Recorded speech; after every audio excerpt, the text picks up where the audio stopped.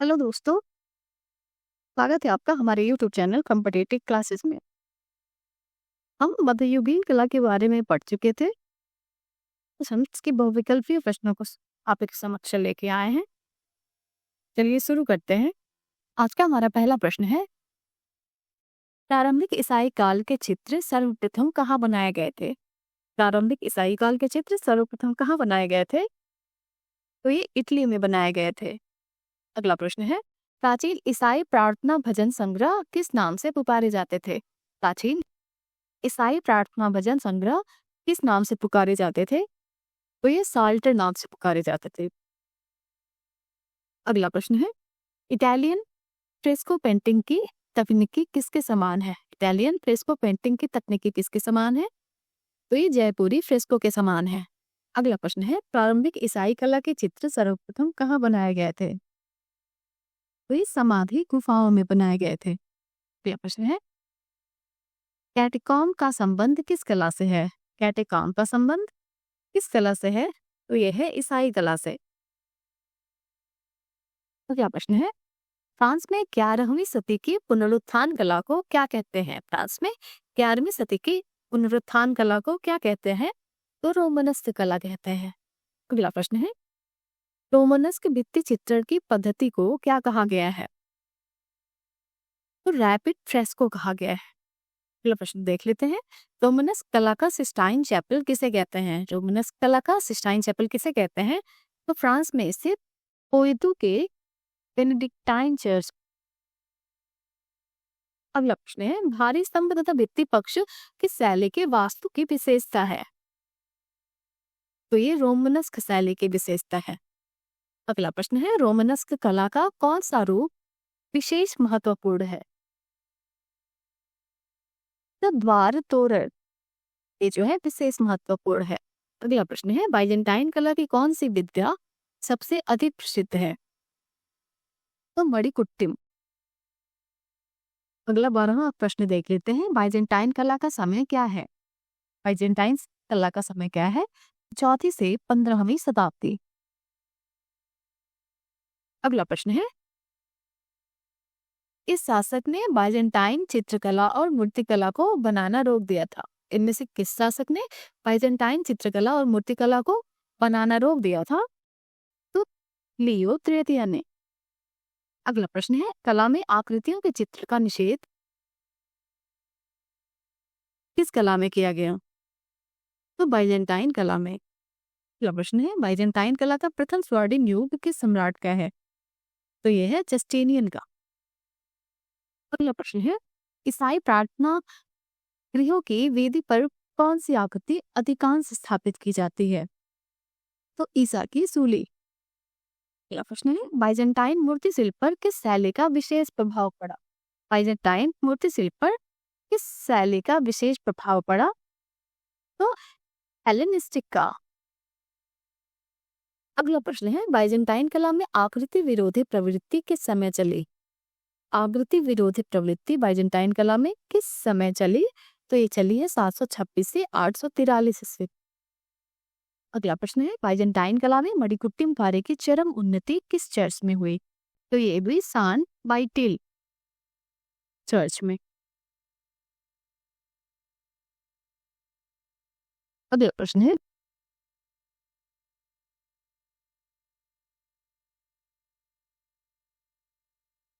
ईसा मसीह का जीवन चरित्र किस पुस्तक के आधार पर चित्रित किया गया है? तो न्यू टेस्टामेंट के आधार पर। अगला प्रश्न है, बाइजेंटाइन कला की विशेषता क्या है? तो बाइजेंटाइन कला की विशेषता है मोज़ेक भित्ति चित्र। अगला प्रश्न है, सेंट वसील का गिरजाघर कहाँ है? सेंट वसील का गिरजाघर कहाँ है? तो मास्को में। अगला प्रश्न है, बाइजेंटाइन कला में पीला रंग किस चीज का प्रतीक है? तो ये प्रतीक है स्वर्ग का। अगला प्रश्न है, प्रथम चरण की बाइजेंटाइन कला कहाँ पाई जाती है? प्रथम चरण की बाइजेंटाइन कला कहाँ पाई जाती है? तो ये पाई जाती है कॉन्स्टेंटिनोपल में। अगला प्रश्न है, बाइजेंटाइन कला की श्रेष्ठ दूसरी बड़ी इमारत कौन सी है? बाइजेंटाइन कला की श्रेष्ठ दूसरी बड़ी इमारत कौन सी है? तो यह है हेगिया सोफिया गिरजा। अगला प्रश्न है, मणिकुट्टिम किस शैली की देन है? मणिकुट्टिम किस शैली की देन है? तो ये बाइजेंटाइन कला की देन है। अगला प्रश्न है, मणिकुट्टिम पद्धति में किस वस्तु का प्रयोग किया जाता है? मणिकुट्टिम पद्धति में किस वस्तु का प्रयोग किया जाता है? तो संगमरमर का प्रयोग किया जाता है। अगला प्रश्न है, आज के रंगीन टुकड़ों की चित्रकारी किस कला में प्राप्त होती है? आज के रंगीन टुकड़ों की चित्रकारी जो है किस कला में प्राप्त होती है? तो ये प्राप्त होती है बाइजेंटाइन कला में। अगला प्रश्न है, बाइजेंटाइन कलाकारों द्वारा निम्न में से किस प्रकार की विषय वस्तु चित्र हेतु चुनी गई? धार्मिक विषय वस्तु। अगला प्रश्न है, बाइजेंटाइन कला में छतों और दीवारों को किस विधि से अलंकृत किया गया है? बाइजेंटाइन कला में छतों और दीवारों को किस विधि से अलंकृत किया गया है? तो मणिकुट्टिम विधि से। अगला प्रश्न है, गोल्डन ग्लास से चित्रकारी सर्वप्रथम कहाँ हुई? गोल्डन ग्लास से चित्रकारी सर्वप्रथम कहाँ हुई है? तो ये हुई है हेलेनिस्टिक ग्रीस आर्ट में। तो अगला प्रश्न है, गोथिक कला शैली मुख्यतः क्या है? तो ये स्थापत्य कला है। अगला प्रश्न है, गोथिक शैली किस कला रूप से मुख्यतः संबंधित है? तो ये संबंधित है वास्तुकला से। अगला प्रश्न देख लेते हैं, गोथिक कला में किस चीज का विकास हुआ? गोथिक कला में रंगीन कांच की खिड़कियों का विकास हुआ। अगला प्रश्न है, स्टेन ग्लास विद्या किस युग में विकसित हुई थी? स्टेन ग्लास विद्या किस युग में विकसित हुई थी? तो ये विकसित हुई थी गोथिक में। अगला प्रश्न है, शांत संगीत फ्रोजन म्यूजिक उक्त किसके लिए प्रयुक्त होती है? तो ये प्रयुक्त होती है गोथिक स्टेन ग्लास चित्रकला के लिए। अगला प्रश्न है, नुकीले मेहराब वाले भवनों का निर्माण किस युग में हुआ? नुकीले मेहराब वाले भवनों का निर्माण किस युग में हुआ? तो ये हुआ है गोथिक कला। अगला प्रश्न है, गोथिक शैली के स्थापत्य का जन्म किससे हुआ है? तो ये हुआ है सेंट डेनिस गिरजाघर से।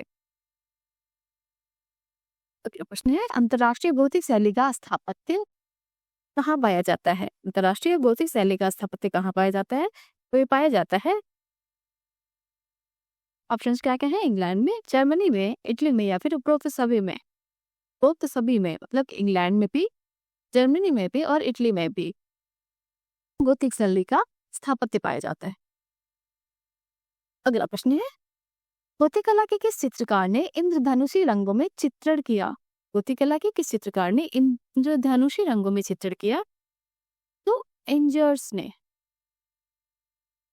अगला प्रश्न देख लेते हैं, गोथिक युग की मूर्ति कला का उच्चतम शास्त्रीय रूप कहाँ पाया जाता है? गोथिक युग की मूर्ति कला का उच्चतम शास्त्रीय रूप कहाँ पाया जाता है? तो ये पाया जाता है डेन्स गिरजा में।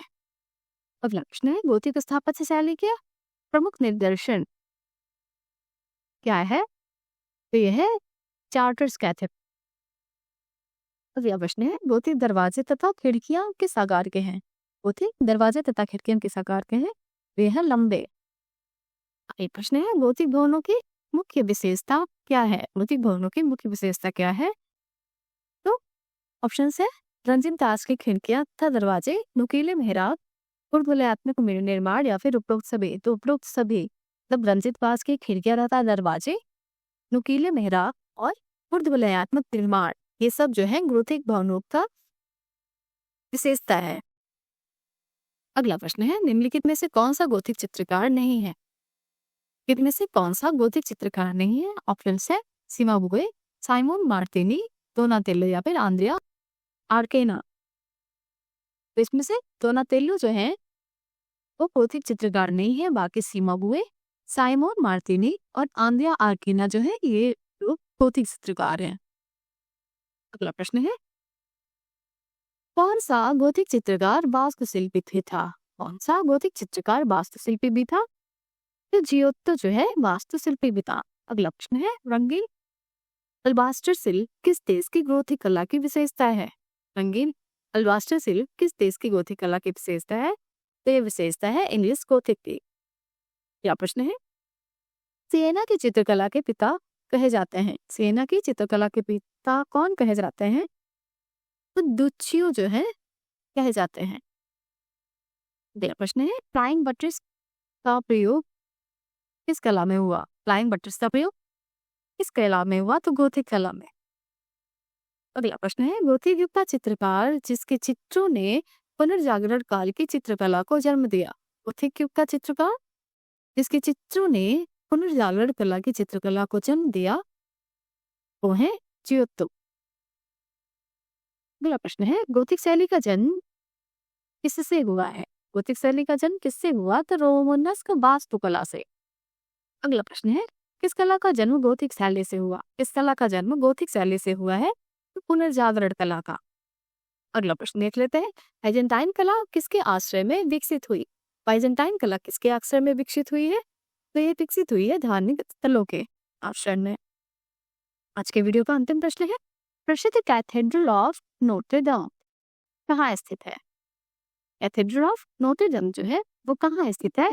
ये स्थित है पेरिस में। तो इस तरह से मध्ययुगीन कला का वस्तुनिष्ठ प्रश्न समाप्त होता है। नेक्स्ट वीडियो में हम अगले अध्याय को लेकर आएंगे। यदि आपको हमारा वीडियो पसंद आया हो तो हमारे चैनल को लाइक करिए, सब्सक्राइब करिए और बेल आइकन दबाना ना भूलिए। हमारे साथ बने रहने के लिए धन्यवाद।